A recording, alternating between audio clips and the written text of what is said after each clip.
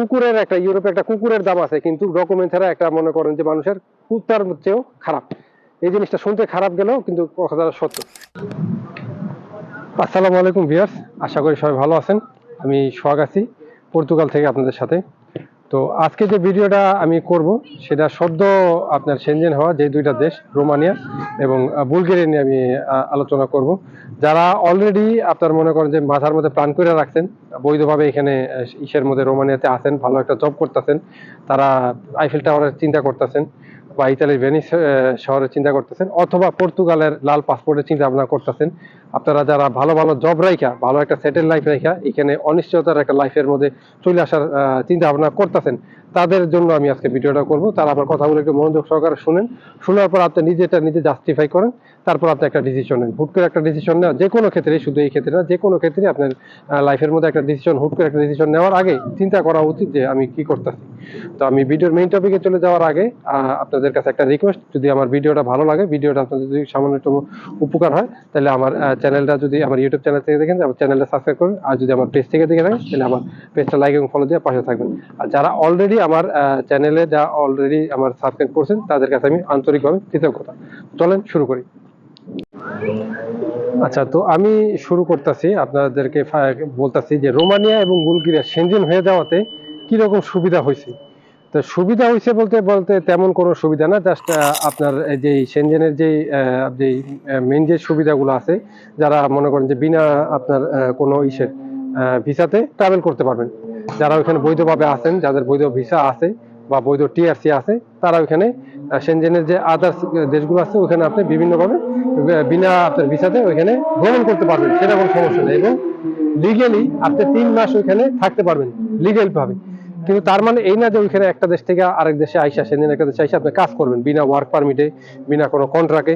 ঠিক আছে, কাজ করার জন্য প্রত্যেকটা দেশের গভর্নমেন্ট বলেন বা ওই দেশের আপনার যে পররাষ্ট্র মন্ত্রণালয় আছে বা লেবার যে আছে বা বর্ডার গার্ডের যে এক এক দেশে এক এক ভাবে মানে এক একটা সংস্থা কন্ট্রোল করে। তো তাদের প্রত্যেকটা দেশে কাজ করার একটা নিয়ম আছে, প্রত্যেকটা দেশেরই একটা কাজ করার নিয়ম আছে, ওই নিয়ম অনুযায়ী আপনার কাজ করতে হবে। এখন আমাদের সেনজেন হয়ে গেছে দেখে, বিশেষ করে আমি রোমানিয়ার কথা বলতেছি, বুলগেরিয়াতে তেমন বাঙালি ভাই ব্রাদার তেমন কোনো ঢোকে নাই। তো আপনারা যারা আছেন, ঠিক আছে, আগে তো গেম মাইরা ঢুকতে পারতেন, ফ্রান্সে ঢুকতে পারতেন, তারপরে পর্তুগালে আসতে পারতেন, যখন ফ্রান্সে দেখতেন যে কোনো কাজ কাম নাই, কোনো কিছু হইব না, ঠিক আছে, তারপরে আপনারা ঘুরে ফেরা ডকুমেন্ট বানানোর জন্য না আপনারা রোমানিয়াতে ব্যাক করতে পারতেন, তো আপনারা ঘুরে ফেরা পর্তুগালে আসতেন পর্তুগালে ডকুমেন্ট বানানোর জন্য। কিন্তু পর্তুগালে আসার পরে যে কিরকম একটা স্ট্রাগলিং লাইফ, কিরকম যে এখানে মানসিক একটা টেনশনের থাকতেন, এখানে যারা বিভিন্ন দেশ থেকে আসছে, পর্তুগালে যারা আসছে, তাদেরকে জিজ্ঞেস করে দেখেন, আমার কথাগুলো বিশ্বাস না করলেও, ঠিক আছে, এইখানকার মানুষের অনেক সময় হার্ট অ্যাটাকে মারা যায়। আমি কিছু পিকচার শেয়ার করবো না, ভবিষ্যতে ওগুলো আমি ভিডিও করবো, আসলে সময় পাওয়া যায় না।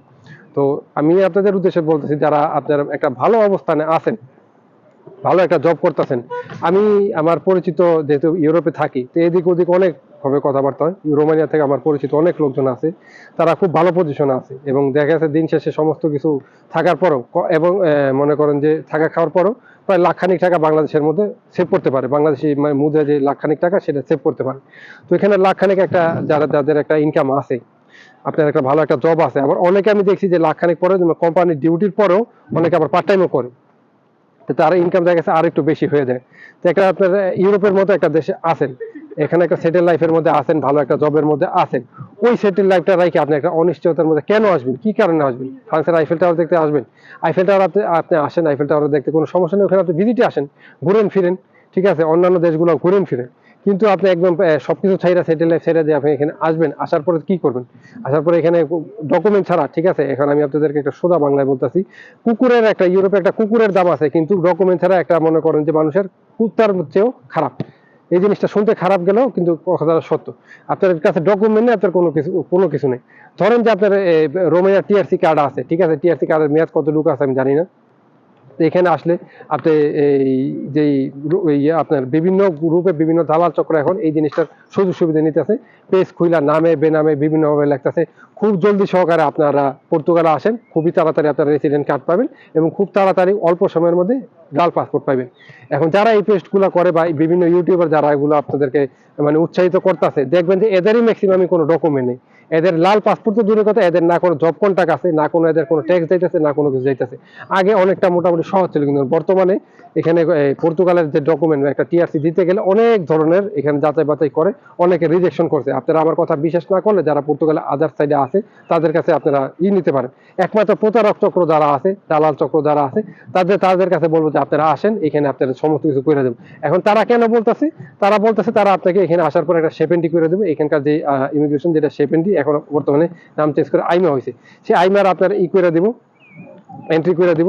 তো এন্ট্রি করার জন্য এখানে তার ফ্রিতে করে দিব না, মোটামুটি 5 থেকে 600 ইউরো নিব একটা জব কন্ট্রাক্ট বানায়, মোটামুটি আপনাকে একটা শেপেন্টি করে দিব, ঠিক আছে, একটা ফেক একটা জব কন্ট্রাক্ট বানায়। তো এই তাদের লাভ কি? তাদের এই 5 থেকে 600 ইউরো আপনাদের থেকে হাতায় নিব, এই জিনিসটা লাভ। তারপরে আপনার বলবো যে তুমি ট্যাক্স চালাও, ট্যাক্স চালানোর পর 6টা থেকে 12টা ট্যাক্স চালাইলে আমরা কার্ড বানাই দিব। কার্ড দিব হইলো আপনার ইমিগ্রেশন কার্ড, কিন্তু কোনো দালালের সাধ্য নাই, আমার আপনার কারো সাধ্য নাই যে এই কার্ডটা বানাই দিব। হ্যাঁ, কিছু কিছু ক্ষেত্রে আছে, আপনার যদি লিগ্যাল এন্ট্রি করেন, আপনার কিছু কিছু ক্ষেত্রে কিছু কিছু ইমিগ্রেশন আপনার যদি স্ট্রং কোনো কজ দেখাইতে পারেন যে 6টা ট্যাক্স ফুল ট্যাক্স দেওয়ার পরে যে আমার দেশে দেওয়াটা খুব জরুরি হইতেছে, আমার মা অসুস্থ, বাবা অসুস্থ, বাবার ফ্যামিলির বাচ্চা কাচ্চা অসুস্থ, আমার দেশে দেওয়া লাগতে পারতেছে, আমি 6টা ট্যাক্স দিছি, তখন উকিল ধইরা বেশ কিছু টাকা পয়সা খরচ করে আপনি কার্ডটা নিতে পারেন, যদি ওই ইমিগ্রেশন আপনার প্রতি সদয় হয়। তার মানে এই না যে সবাই পাইবেন, অনেকে এইভাবে অ্যাপ্লিকেশন করে যারা লিগ্যাল এন্ট্রি নিয়ে আসে, অন্যান্য দেশের ইউরোপের বিষয়গুলো নিয়ে আসে, সেনজেনের বিষয়গুলো নিয়ে আসে, তারা করতে পারে অনেকে, ঠিক আছে, কিন্তু এটার একটা হাইলি কস্টিং আছে। এখন পর্তুগালে যাতে এখানে আসবেন, আসার পরে তো আপনাকে ওরা বললো, আপনি মনে করবেন যে লাল পাসপোর্টের আশা আসবেন, পর্তুগালের রেসিডেন্ট কার্ডটা এটা খুবই একটা দামি কার্ড। এই কার্ডটার অন্যান্য ইউরোপের অন্যান্য দেশের থেকে এই কার্ডটার ভ্যালু আছে, যেহেতু আমি নিজে এখানে আসি আমি জানি। আলহামদুলিল্লাহ আমিও 3 মাসের মধ্যে কার্ড পাইছি, আমি কিন্তু অন্যান্য দেশ থেকে আসিনি, আমি সরাসরি পর্তুগালের ভিসা নিয়ে আসছি। তো পর্তুগালের কার্ডটার দাম আছে আপনার পর্তুগালে যদি, হ্যাঁ, আপনার যদি মোটামুটি 6 মাস থেকে 1 বছরের একটা ভালো একটা অ্যামাউন্ট যদি আপনার কাছে থাকে, যেখানে এসে বসে বসে খাইতে পারবেন, নিজের টাকাটা ট্যাক্স দিতে পারবেন, তাইলে আপনার ওয়েলকাম। এখন এখানে একটা মানুষ কতদিন বেকার থাকবে? এখানে কাজ কামের খুবই সংকট, কাজ কামের খুবই সংকট। লিসবনে যারা আছে তারা কাজ কামের খুবই সমস্যার মধ্যে আছে, অনেকে হতাশার মধ্যে, অনেকে টেনশনের মধ্যে আছে। এখানকার বেসিক স্যালারি হচ্ছে 820 ইউরো, কিন্তু আপনি কাজ কাম যদিও পান, বাঙালি কিছু আপনার যে মিনি মার্কেট, যেটা আমরা যে গ্রোসারি শপ বলি বা মুদি দোকানের মতো বলি, ওইখানে 820 টাকাতে দিব না।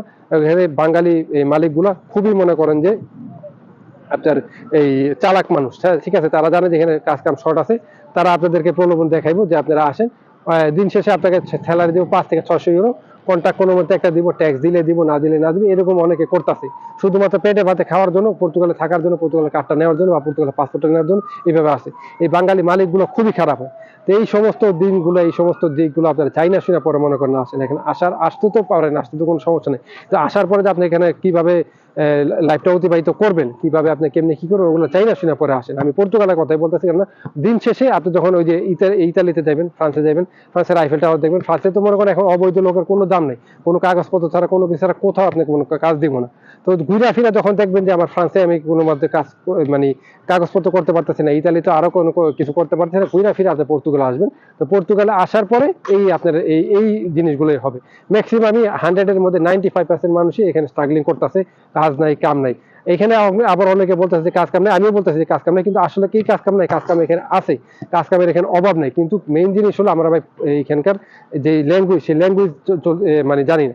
এখানকার আপনি যদি ল্যাঙ্গুয়েজ জানেন তাহলে আপনার কাজের কোনো অভাব নেই, যদি প্রপারলি আপনি পর্তুগিজ ল্যাঙ্গুয়েজ বলতে পারেন। কিন্তু এখানকার ল্যাঙ্গুয়েজ তো ভাই কিভাবে জানবে? এখানকার আমি এতদিন ধরে আমি ঠিক মতো মনে করেন এখানে ল্যাঙ্গুয়েজ ঠিক মতো পারি না। তো আলহামদুলিল্লাহ আমি একটা রেস্টুরেন্টে কাজ করি, ভালো পজিশনের মধ্যে কাজ করি, স্যালারিও ভালো উঠতেছে। এখন আমার কপাল ভালো, আমার ডকুমেন্ট ছিল, আমার টিআরসি আছে, সবকিছু আছে, ওই জন্য আমি করতেছি। তো তার মানে এই না যে আপনি এখানে পাইবেন। আর আমার যে এখানকার শেফ বা ম্যানেজার, ওরা থ্রুলি একদম পুরো ব্রিটিশ ভাবে ইংলিশ বলে, তো আমি ইংলিশটা মোটামুটি চালাই দিই ওদের কাছে। এখানে যদি আপনার জব খুঁজতে গেলে আপনার সবার কাছে আগে মেইন যেই রিকোয়ারমেন্ট, সেটা হচ্ছে আপনার ল্যাঙ্গুয়েজ, পর্তুগিজ ল্যাঙ্গুয়েজ। দেখেন এখানকার পর্তুগালে, ব্রাজিল, আর্জেন্টিনা বা অন্যান্য দেশের লোকজন এখানে দেখবেন যে ইমিগ্রেন্ট গুলো বেশি, এদের কিন্তু কোনো জবের সমস্যা নেই, এরা খুব ভালো পজিশনে আছে, খুব ভালো জায়গায় থাকতেছে, খাইতেছে। এদের মেইন স্কিল যেটা, সেটা হচ্ছে আপনার ল্যাঙ্গুয়েজ স্কিল।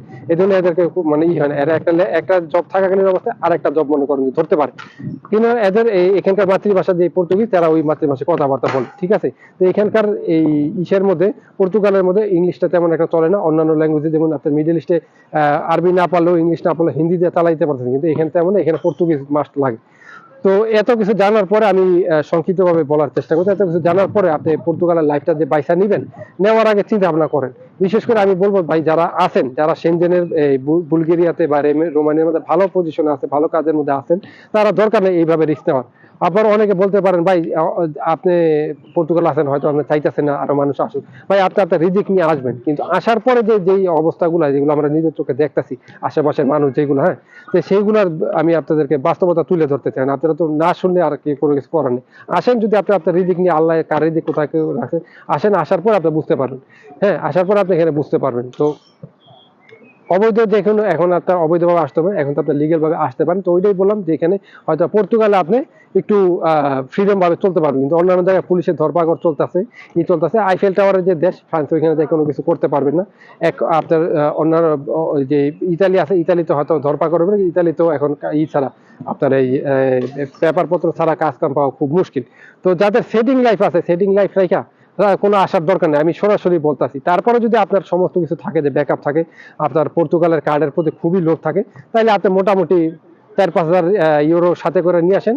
মোটামুটি আপনি চলতে পারবেন, 6 মাস বছর খানিক চলতে পারবেন, নিজের টাকা দেওয়ার ট্যাক্স দিবেন। এখন আমি সংক্ষিপ্তভাবে একটা বলতেছি যে পর্তুগালে একটা মানুষ থাকার জন্য কিরকম খরচ হয়। আপনি যদি ভাই একবারে লিসবনের মধ্যে থাকেন, একবারে যদি ডাইল ভাতও খান, তারপর আপনার মাসে 350 মতো ইউরোর মতো খরচ আছে।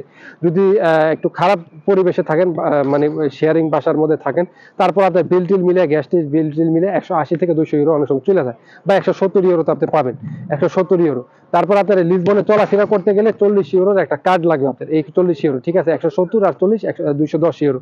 আর এখন খাওয়া দাওয়াটা আপনার নিজের উপর, ভাই খাওয়া দাওয়া যে একদম লো ভাবেও করেন, তারপরেও আপনার মনে করেন যে 120 থেকে 130 ইউরোর মতো আছে, ঠিক আছে। তো ওইখানে দেখা যাচ্ছে যে ঘুরে ফিরে আবার নিজের একটা মোবাইলের কস্টিং আছে, আবিদাবি একটা কস্টিং আছে, নিজের একটা একটা পারফিউম কিনতে হয়, সাবান কিনতে হয়। এগুলো মিলিয়ে দেখা গেছে যে আপনার টোটাল 350 ইউরোর মতো, একদম লো ভাবে চলতে গেলেও 350 ইউরোর মতো খরচ আছে। এই 350 ইউরো আপনি জব ছাড়া কতদিন করতে পারবেন? পর্তুগালে মনে করেন 1 মাস জব না থাকলে যদি ঠিক আছে, সেই সেই সেই জেটটা টানতে হয় আগামী 3 মাস পর্যন্ত। আমি নিজে আছি, আমি নিজে জানি, নিজে দেখতাছি। তো আসার আগে চিন্তা ভাবনা করে তারপরে আসেন। আমি ভিডিওটা আর বেশি লম্বা করতেছি না।